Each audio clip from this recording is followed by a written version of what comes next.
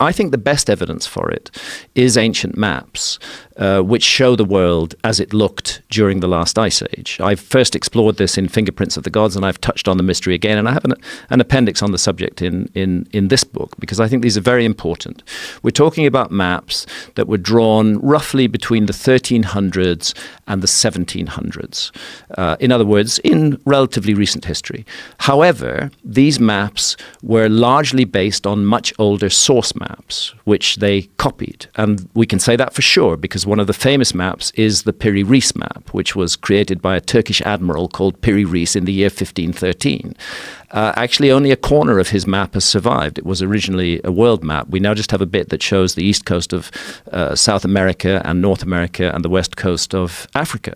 Piri Reis writes in that map that it is in his own handwriting that he based it on more than 100 older source maps, some of which had come from the Library of Alexandria. In other words, that maps had been, when the Library of Alexandria had been destroyed in the 4th century AD or whenever it was, some of its contents had been rescued and brought to Constantinople, which became the Turkish capital. And Piri Reis had access to those maps, and he incorporated information from those maps on his maps, as well as incorporating more recent navigational information. And this is one of a whole category of maps which are extremely hard to explain.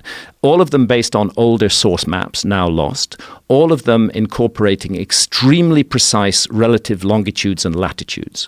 Latitude is not that difficult a technological feat, but longitude is a difficult technological feat. Longitude involves a chronometer. It involves knowing the time at the place you began your voyage and the local noon as well, and calculating the difference between them. You need a chronometer that will keep accurate time at sea with the motions of a ship. And it's just a plain fact that our civilization did not invent such a chronometer until the late 18th century. Before that, we didn't know what longitude we were at, and ships were constantly sailing unexpectedly into coastlines that they thought were hundreds of miles further away. So the discovery of the technique to do longitude was a major civilizational advance. Its presence in maps based on much older source maps that actually show the world as it looks during the last ice age suggests that somebody during the last ice age was mapping the world and had mastered the technique of calculating longitude.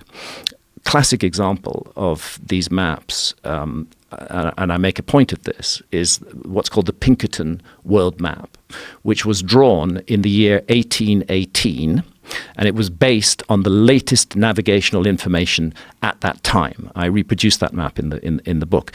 What's missing from the map, entirely missing, is Antarctica. There's just a hole at the bottom of the world. There's nothing there. And the reason there's nothing there, there's another Pinkerton map that shows that. The reason that you'll need to find one that's centered on Antarctica. The reason that Antarctica is not there is that our civilization hadn't discovered Antarctica in 1818. Oh. So they couldn't authentically put it on a map in 1818. Actually, we discovered it in 1819, and that's when it starts appearing on modern maps. The problem is that Antarctica appears repeatedly on these much older maps, and it appears in the right place and a bit bigger than it is today, but very much as it looked during the last ice age. So what all of this suggests to me is that the world was mapped and explored by a global seafaring culture with a level of technology that was at least equivalent to ours at the end of the 18th century during the ice age. Wasn't there also a map of Greenland that showed it underneath the ice? Yes, there are. And another intriguing thing, I mentioned the Piri Reis map just now. Shown on the Piri Reis map, lying off the east coast of North America, is a large island with a row of megaliths, like a road of megaliths, running up the middle of it. That island is in the exact place of the Grand Bahama Banks. Is it on? Is it on this one? Yeah, it is. But can I point it out to you because the map's rotated? It's there. That's right there. Okay, this thing. That one. Okay. Right here. That's great that you can bring this up, Jamie. That's really amazing. Good. So this island is sitting there off the southeast coast of North America. Look at the way they used to draw things back then, too. And what you see running down the middle of it is this road-like feature of megaliths. I'll point them out again. I see right there, yeah. These here. These here.